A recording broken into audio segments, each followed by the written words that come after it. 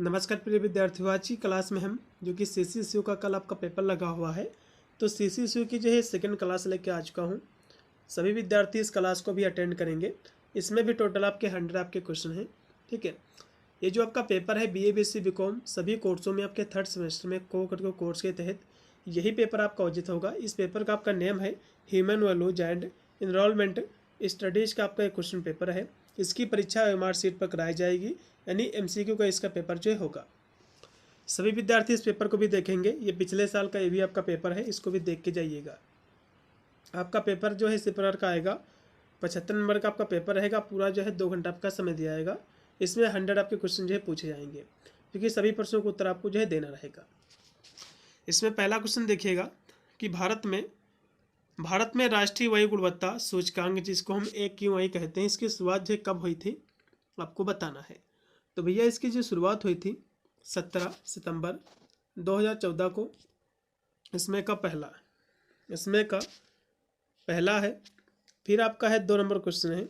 2 number आपका जो question दिया हुआ है कि वायु गुणवत्ता सूचकांक AQI की गुणवत्ता का स्तर बताने वाला उपकरण है, जो वायु गुणवत्ता सूचकांक में वायु गुणवत्ता के कितने स्तर इसमें हैं आपको बताना है। ठीक है, तो वायु गुणवत्ता की जो स्तर है भैया वो कितने हैं, तो कहोगे इसके जो स्तर है वायु गुणवत्ता के वो आपके कितने हैं भैया, तो कहोगे इसमें जो है 6 हैं। आपके कितने स्तर हैं? 6 स्तर है।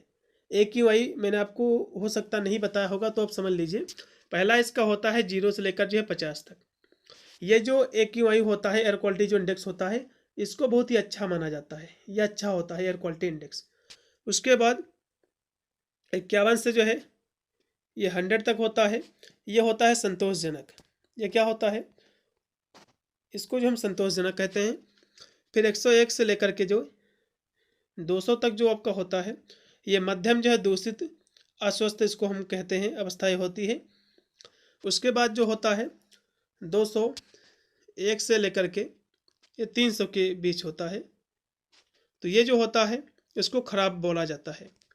उसके बाद जो होता है जो कि 301 से लेकर के 400 होता है, इसको जो है बहुत ही खराब माना जाता है। और 401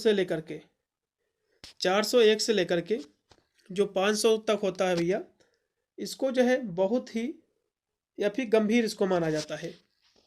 तो इसकी जो है कह सकते हो कितनी, इसकी जो है कह सकते हो गुणवत्ता के स्तर भैया, तो इसके 6 स्तर हैं। इसमें का तीसरा राइट है। फिर आपका है 3 नंबर क्वेश्चन की क्योटो प्रोटोकॉल संबंधित है, तो ये किससे संबंधित है आपको ये बताना है। तो ये भैया जो संबंधित है ये है ग्रीन हाउस गैसों के उत्सर्जन कम करना, उससे संबंधित है। इसमें का तीसरा विकल्प। फिर आपका 4 नंबर क्वेश्चन है ओजोन परत के कम होने का या फिर कम होने पर पहला वैश्विक सम्मेलन जो है हुआ था, ये कब हुआ था? देखो, ओजोन परत के जो कम हो रहा है, इसका जो क्षरण हो रहा है, तो इसको लेकर के जो है जो कि विभिन्न देशों ने एक सम्मेलन किया था वैश्विक लेवल पर। तो ये सम्मेलन जो है कहाँ हुआ था आपको ये बताना है। ठीक है, तो ये भैया जो सम्मेलन हुआ था, ये सम्मेलन हुआ कब था, एग्जाम में क्वेश्चन बन सकता है। तो ये भैया जो सम्मेलन हुआ था 1985 में, 1986 नहीं सॉरी 85 में हुआ था। ये सम्मेलन हुआ था 1985 में। ठीक है, वियना जो कि ऑस्ट्रेलिया में ये हुआ था, जिसे ओजोन परत के संरक्षण के लिए वियना कंजर्वेशन भी कहा जाता है। ठीक है, इसमें का पहला। अगला क्वेश्चन फिर आपका है 5 नंबर है कि भोपाल गैस ट्रेजेडी के बाद कौन सा कानून जो है बनाया गया था आपको बताना है। देखो, भोपाल जो गैस ट्रेजेडी हुई थी ये क्या, सबसे पहले इसको समझ लीजिए।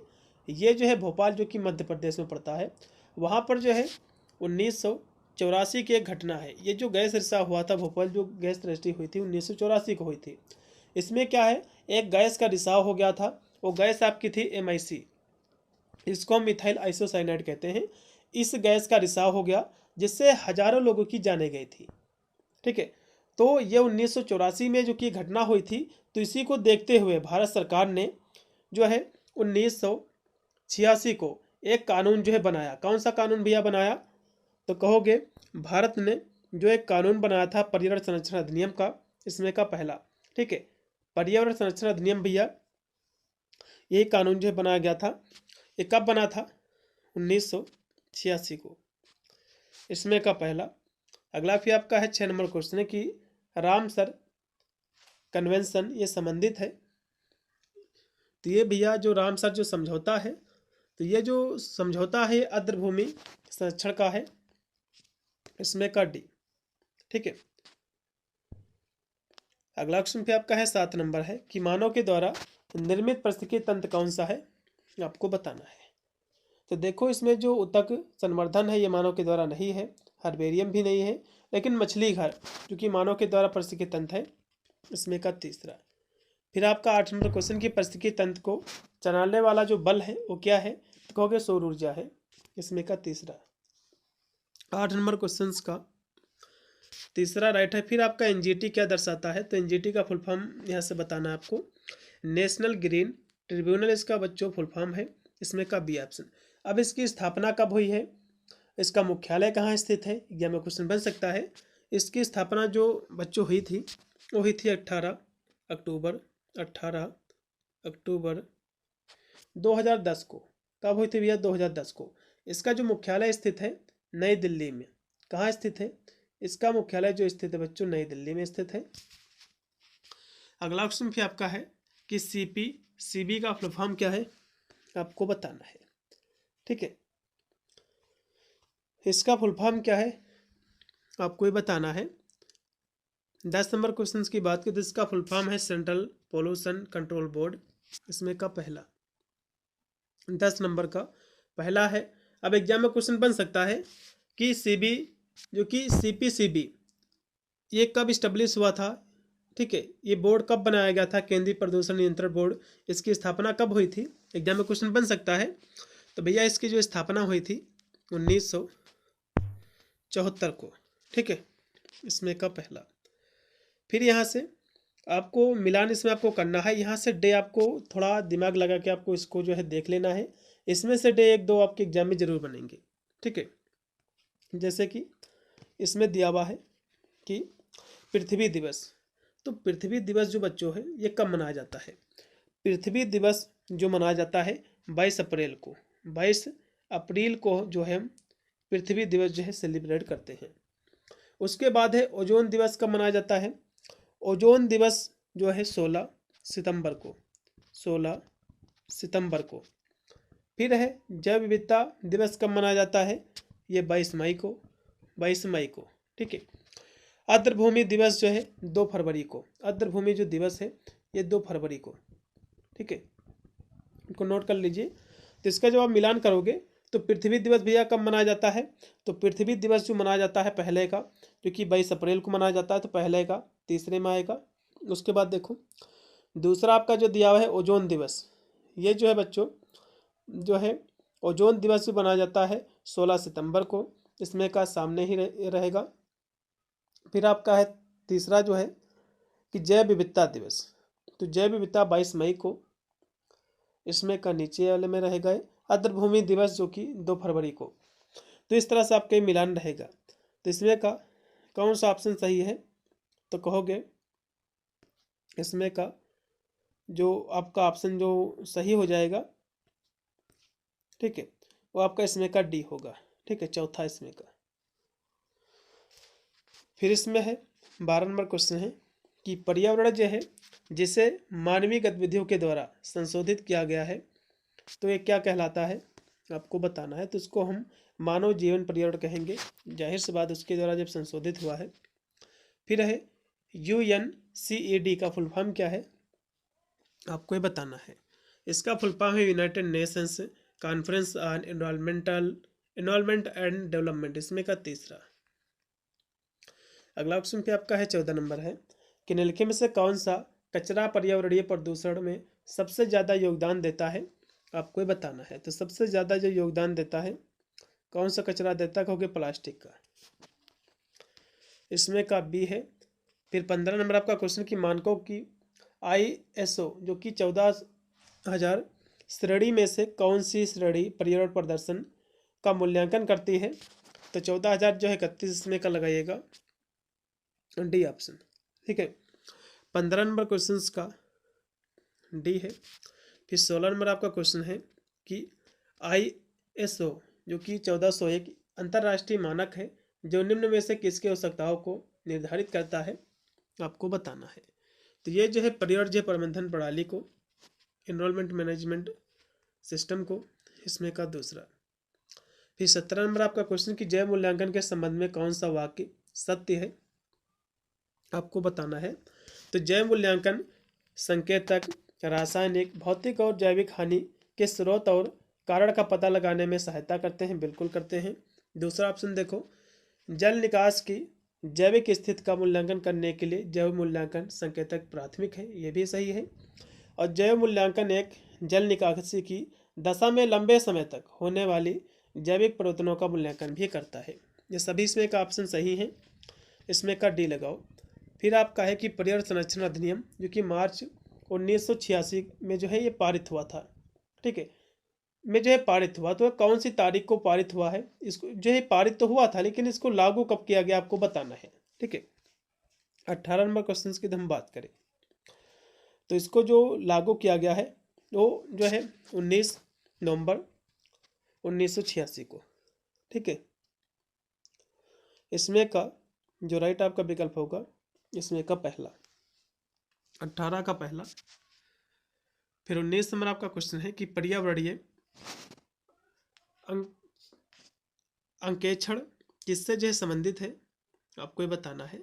तो पर्यावरणीय जो अंकेक्षण है, ठीक है, ये किससे संबंधित है, तो ये देखा जाए तो पर्यावरण के संरक्षण इससे भी संबंधित है। पर्यावरण के लिए जोखिम जो कारक है उसको कम करना उससे भी संबंधित है। पर्यावरण प्रबंधन प्रणाली का विश्लेषण करना है, सभी से संबंधित, इसमें का डी। फिर आपका 20 नंबर क्वेश्चन है कि निम्नलिखित में से जो है कौन से 3R को पर्यावरण के अनुकूल जो है माना जाता है, आपको बताना है। तो 3R आपके कौन है, एक रिड्यूस, रीयूज और जो है रिसाइकिल है, इसमें का दूसरा। 20 का बी है। अगला क्वेश्चन फिर आपका है 21 नंबर कि शिक्षा का समग्र उद्देश्य मनुष्य को किसके साथ जो है समन्वय बनाकर एक पूर्ण जीवन जीने में सक्षम बनाता है। तो भैया परिवार, समाज, प्राकृतिक, ये सभी होंगे, ठीक है। इसमें का डी लगाओ। इसमें का जो राइट आपका विकल्प हो जाएगा 21 नंबर क्वेश्चन का, इसमें का सभी होंगे, क्योंकि परिवार, समाज, प्राकृतिक के साथ, तो मनुष्य को किसके साथ, समाज के साथ, परिवार के साथ भी समन्वय बनाकर, तो इसके सभी के साथ ही हो सकता है, इसमें डी ही ज़्यादा बेटर है। अगला फिर आपका 22 नंबर क्वेश्चन है, नैतिक मूल्यों की शिक्षा हमें सक्षम बनाती है तो अपने अंदर समन्वय बनाने में और दूसरों के साथ समन्वय बनाने में, इसमें का पहला। अगला फिर क्वेश्चन आपका 23 नंबर की मूल्यों की शिक्षा की आवश्यकता है, तो मूल्यों की शिक्षा की आवश्यकता किस लिए है, आपको बताना है। तो इसकी भैया जो आवश्यकता है सभी लिए है, अपनी ज़रूरतों को समझने के लिए, अपने जो लक्ष्य है उसको सही ढंग से देखने के लिए, अपने भ्रम जो अंतर्विरोध है उसको दूर करने के लिए, तकनीकी नवाचार का सही उपयोग करने में जो सक्षम बनाने के लिए, सभी के लिए, इसमें का डी। फिर 24 नंबर आपका क्वेश्चन है कि मूल्य शिक्षा के लिए जो है प्रथम चरण कौन सा है, आपको बताना है। तो इसका प्रथम चरण है स्वयं अपने बारे में जानना, इसमें का डी। फिर 25 नंबर आपका क्वेश्चन है कि शिक्षा के 4 स्तंभों में से कौन सा जो है वाक्य भारतीय जो है वासुदेव कुटुंबकम मूल्य को दर्शाता है, तो एक साथ रहना ये दर्शाता है, ठीक है। इसमें का सी है, मनुष्य की बुनियादी आकांक्षा क्या होनी चाहिए, तो मनुष्य की जो बुनियादी जो आकांक्षा है ये आपकी होनी चाहिए कि जीवन के सभी जो स्तर हैं उस पर जो है सुख समृद्धि का समन्वय लगातार बना रहे, इसमें का डी लगाओ। फिर आपका 37 नंबर क्वेश्चन है कि मनुष्य के रूप में हमारा जो जीवन है स्वयं से लेकर संपूर्ण अस्तित्व तक फैला हुआ है, तो मानव जीवन के स्तरों की संख्या कितनी है भैया, आपको बताना है। तो इसकी जो स्तरों की जो संख्या है, ठीक है, वो आपकी जो है 4 है, कितनी है, 4 है, ठीक है। कौन कौन, व्यक्ति, परिवार, समाज और जो कि ब्रह्मांड, इसमें का सी। विंग्स ऑफ फायर ये पुस्तक भैया एपीजे अब्दुल कलाम जी की है, इसमें का सी है। प्रबंधन में गांधीवादी दृष्टिकोण की निम्न में से अवधारणाएं हैं, तो गांधी जी की सत्य की अवधारणा ये भी है, अहिंसा की अवधारणा जो कि इसकी पुजारी ही थे, और ट्रस्टीशिप भी इन्हीं के द्वारा चलाया गया था, ये सभी हैं, इसमें का डी। फिर आपका 30 नंबर क्वेश्चन की किसने कहा था कि चरित्र निर्माण करने के लिए युवा व्यक्तियों को गलतियां करने की स्वीकृति देनी चाहिए या गलतियों से ही बहुत कुछ जो है सीखेंगे व्यक्ति। तो विवेकानंद जी का स्टेटमेंट है। 30 नंबर क्वेश्चन का बी ऑप्शन राइट है, स्वामी विवेकानंद। अगला ऑप्शन पे आपका 31 नंबर है कि किसके अनुसार दुनिया के संसाधनों को सभी लोगों के समान रूप से वितरित किया जाना चाहिए। पृथ्वी के पास सभी के आवश्यकताओं के लिए सब कुछ पर्याप्त है, लेकिन किसी के लालच के लिए नहीं। तो ये भैया स्टेटमेंट जो दिया गया था ये गांधी जी के द्वारा, इसमें का पहला। अगला क्वेश्चन पे आपका है 32 नंबर है कि नैतिकता के साथ शिक्षा को इस प्रकार से तैयार करना चाहिए कि युवाओं के मन व हृदय में धार्मिकता का जन्म हो, और यही शिक्षा का उद्देश्य होना चाहिए। यह जो स्टेटमेंट है ये विवेकानंद जी का है। इसमें का बी है, भ्रष्टाचार को रोकने के उपाय क्या है? तो जन जागरूकता को बढ़ावा देना, इसमें का पहला। अगला क्वेश्चन पे आपका 34 नंबर है कि सार्वजनिक जो है अधिकारियों के द्वारा प्रायः व्यक्तिगत लाभ हेतु धोखे अथवा आपराधिक गतिविधियों को क्या कहा जाता है? आपको बताना है। तो इसको भैया भ्रष्टाचार कहा जाता है, इसमें का पहला। फिर आपका 35 नंबर क्वेश्चन कि सूचना प्रौद्योगिकी अधिनियम भारत में किस वर्ष अस्तित्व में आया है? आपको बताना है। तो भैया 2000 में आया था। कब आया था? तो कहोगे 2000 में, ठीक है। इसमें का पहला लगाइएगा 35 नंबर क्वेश्चन का। फिर 36 नंबर आपका क्वेश्चन है कि धर्मनिरपेक्षता क्या है? तो जो है किसी एक धर्म का पक्ष लिए बिना सभी धर्मों को आदर सम्मान करना, ये धर्मनिरपेक्षता होता है, इसमें का डी। अगला क्वेश्चन फिर आपका है 37 नंबर है, अनाधिकृत उपयोग और वायरस नेटवर्क से संबंधित जो मुद्दे हैं वो है क्या है? सुरक्षा का है, इसमें का सी। 37 का सी है। फिर 38 नंबर आपका क्वेश्चन कि सामाजिक उत्तरदायित्व का कौन सा आयाम एक व्यवसाय के समय, धन व जो अन्य संसाधनों के सामाजिक योगदान को प्रकट करता है? तो ये जो है परोपकारी, ठीक है, इसमें का पहला है। अजीम प्रेम जी किसके से संबंधित भैया? तो ये फाउंडर एंड सीईओ हैं विप्रो के, इसमें का दूसरा। बिल गेट्स ने माइक्रोसॉफ्ट कब शुरू किया था? 1975 में, ठीक है, इसमें का सी। ये क्वेश्चन आपके एग्जाम में बन सकता है। फिर आपका 41 नंबर क्वेश्चन है, रतन टाटा को किस वर्ष में पद्म भूषण से सम्मानित किया गया है? आपको बताना है। 2008 में, इसमें का सी। अगला भी आपका 42 नंबर क्वेश्चन कि भगवत गीता प्रबंधन का मूल सिद्धांत क्या है? तो भगवत गीता जो प्रबंधन का मूल सिद्धांत है स्वयं को जानना है, इसमें का बी। 42 नंबर क्वेश्चन का बी। फिर 43 नंबर क्वेश्चन की भगवत गीता केवल एक पवित्र पुस्तक ही नहीं है, या जो है दृष्टि और विचारों का प्रमुख स्रोत भी है। तो ये जो प्रबंधन दृष्टि और विचारों का स्रोत है, इसमें का लगाओ बी। 43 का बी। फिर 44 में आपका क्वेश्चन की निम्नलिखित में से कौन सा वाक्य भगवत गीता से संबंधित है? तो भगवत गीता से जो वाक्य भैया जो संबंधित है तो कहोगे जो है कार्य प्रतिबद्धता, ठीक है। क्या संबंधित है? कार्य प्रतिबद्धता, क्योंकि भगवत गीता हमें यही सिखाती है कि कर्म करो, फल की चिंता आपको नहीं करना है, आपको कर्म अपना करते जाना है, ठीक है, इसमें का सी।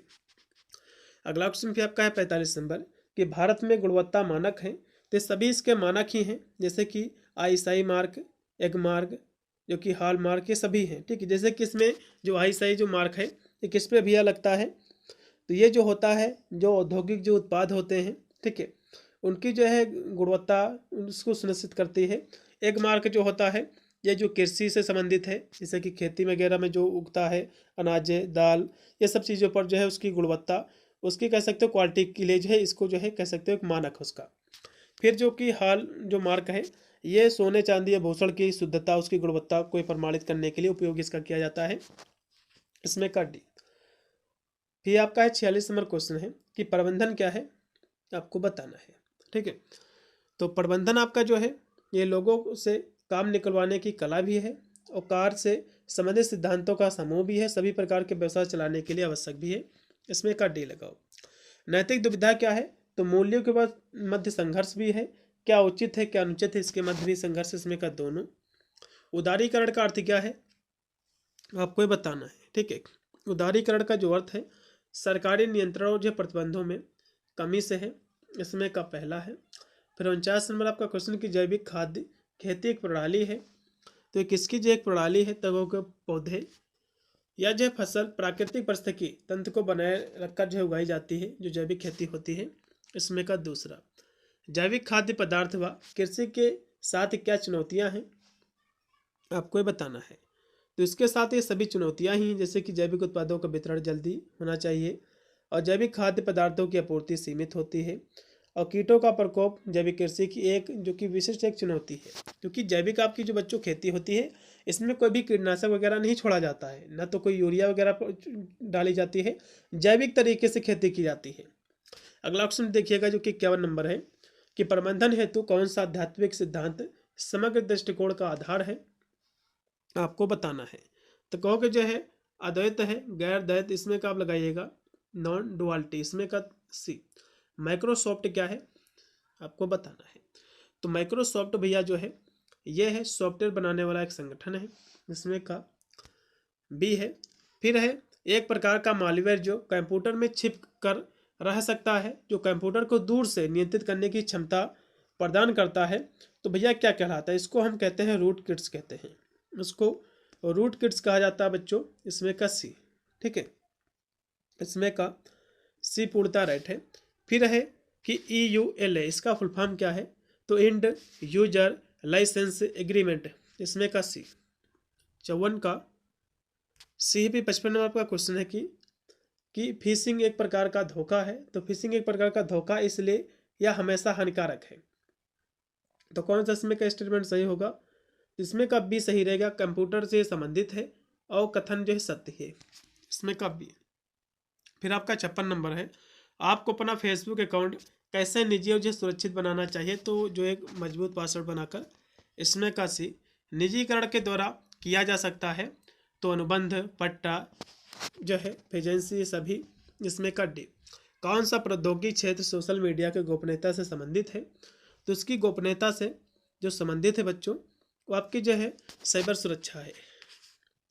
फिर है ई कॉमर्स का अर्थ क्या है, तो इलेक्ट्रॉनिक रूप से व्यापार करना, इसमें का बी। 62 का बी है।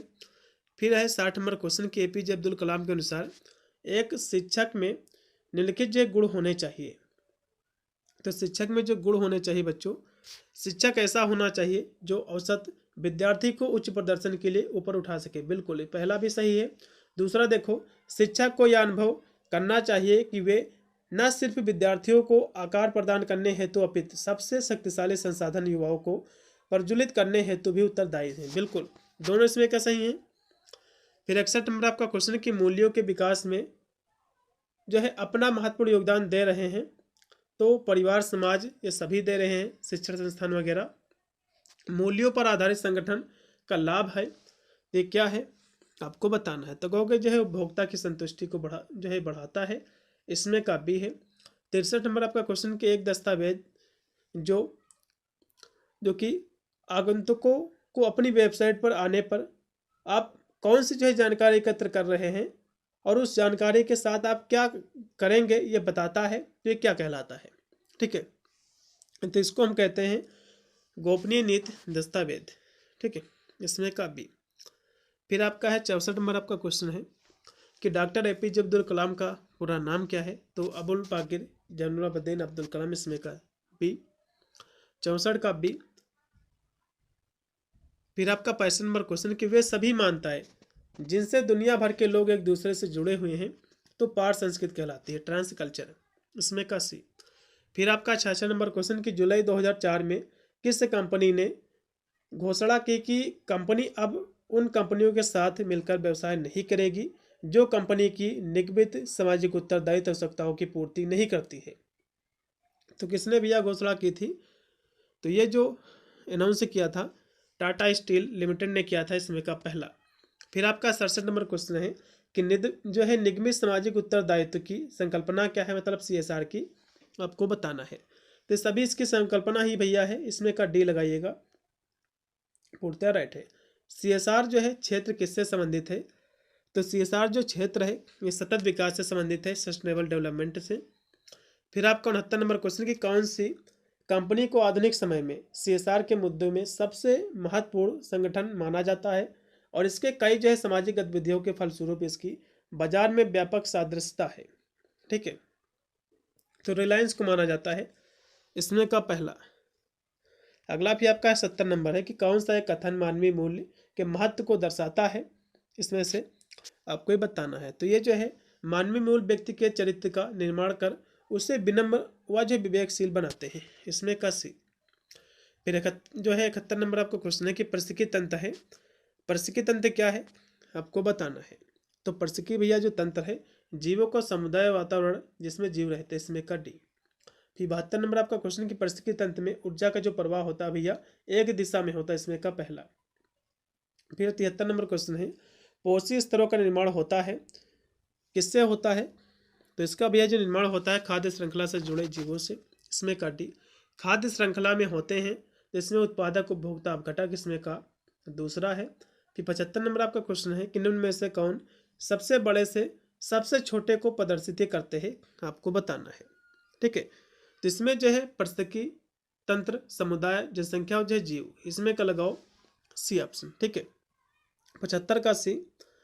फिर आपका 76 नंबर आपका क्वेश्चन है एक लार्जेस्ट विविधता को दो कारकों, कौन कौन से दो कारक है जिसके उत्पाद के रूप में परिभाषित करते हैं, आपको बताना है। इसमें जो है प्रजाति समृद्धि, प्रजाति जो है प्रचुरता, इसके रूप में, इसमें का डी।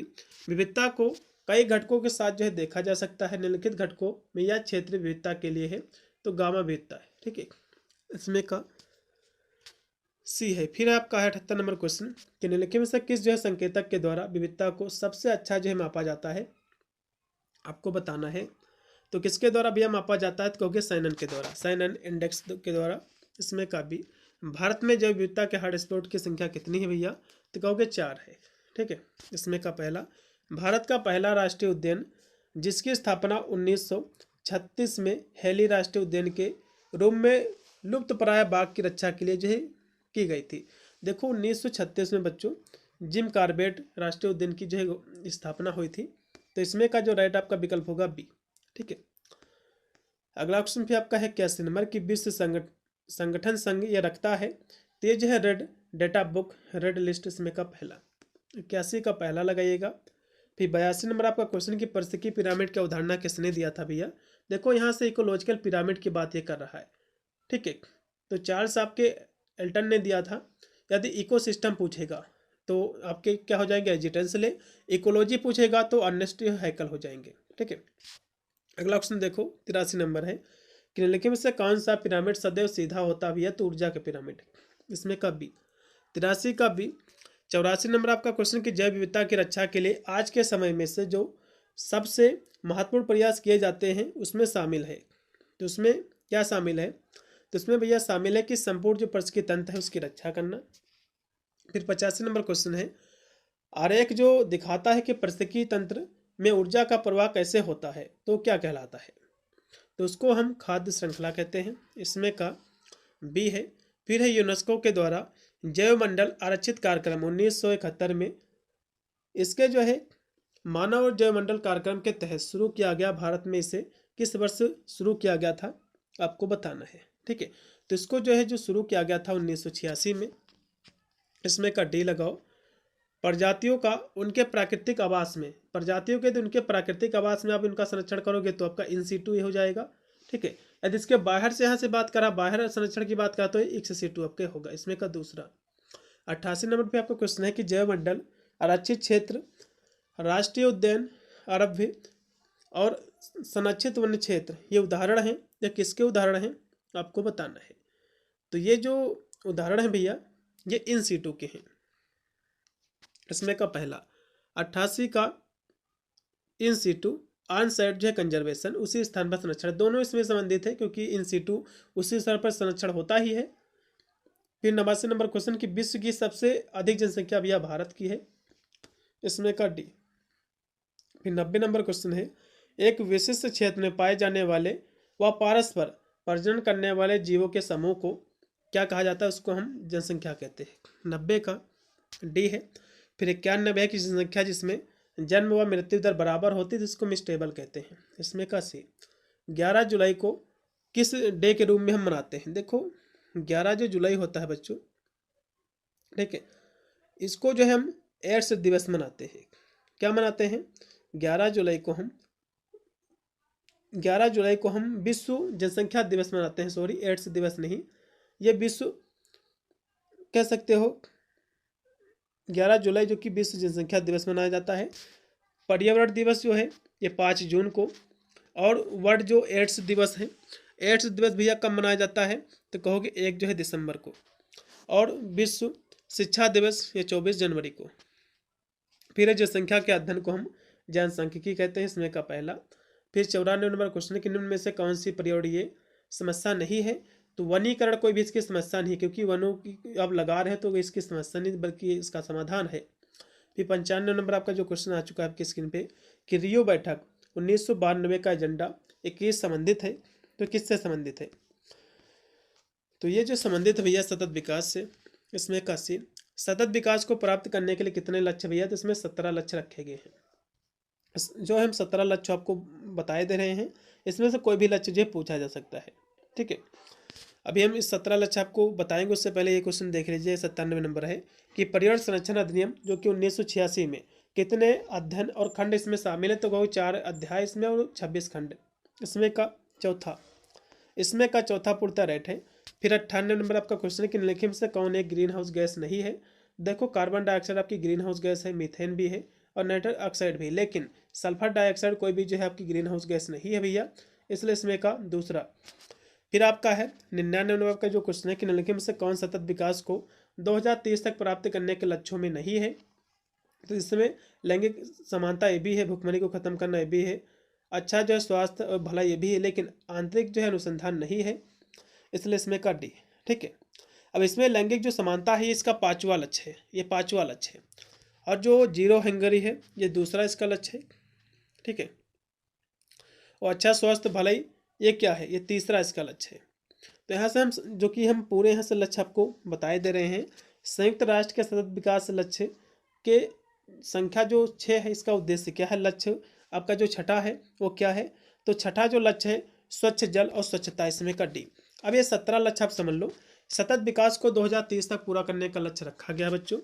इसमें टोटल 17 आपके गोल हैं, 17 आपके लक्ष्य हैं। कौन है, पहला इसमें है कि नो पॉवर्टी, मतलब जो है गरीबी को खत्म करेंगे, पहला इसका कह सकते हो सतत विकास का लक्ष्य है। दूसरा कौन सा है, जो है जीरो हंगर, मतलब जो है शून्य भुखमरी, शून्य करेंगे भुखमरी को। फिर तीसरा आपका क्या है, अच्छा स्वास्थ्य और खुशहाली है। चौथा आपका है गुणवत्तापूर्ण शिक्षा है। पांचवा आपका क्या है भैया, लैंगिक समानता। छठा आपका क्या है, छठे की हम बात करें, छठा आपका है स्वच्छ जल और स्वच्छता है। सातवां आपका है सातवां आपका है सस्ती और अच्छी जो है स्वच्छ ऊर्जा। उसके बाद आठवें की हम बात करें तो आठवां आपका जो है उत्कृष्ट कार्य और आर्थिक वृद्धि है। नौवां आपका जो लक्ष्य है उद्योग, नवाचार और बुनियादी ढांचा है। फिर 10वां आपका जो लक्ष्य बच्चों ये जो है ये कम जो है असमानताएं। फिर 11वां आपका जो लक्ष्य है सतत शहर और समुदाय है। 12वां आपका लक्ष्य है जिम्मेदार उपभोग और उत्पादन। और 13वां आपका जो लक्ष्य है जलवायु कार्रवाई है। 13वां लक्ष्य क्लाइमेट जो है एक्शन है। जो 14वां आपका अच्छा जो इसमें गोल है, इसका लक्ष्य है वो है पानी के नीचे जीवन। और फिर 15वां इसका जो लक्ष्य है धरती पर जीवन। 16वां इसका जो लक्ष्य है शांति, न्याय और अशक्त जो है संस्थाएं। फिर लास्ट में आपका जो 17वां इसका लक्ष्य है भैया वो है लक्ष्यों के लिए भागीदारी। तो ये 17 इसके लक्ष्य भैया, कोई ना कोई इसमें का लक्ष्य पूछ सकता है। तो आपको इसके साथ जो 17 जो लक्ष्य है एक बार गूगल करके आपको सही से अध्ययन आपको कर लेना है, ठीक है। तो इस क्लास को देख लेना, बहुत सारे विश्वविद्यालय के पेपर आपके हो चुके हैं, आंसर की मैंने उसकी कराई है, तो वीडियो के डिस्क्रिप्शन में आपको वीडियो की प्लेलिस्ट का आपको लिंक मिल जाएगा, आप जाकर उन पेपरों को भी आपको वॉच कर लेना है। मिलता है वीडियो के लिए, तब तक सभी को thank you for watching this video.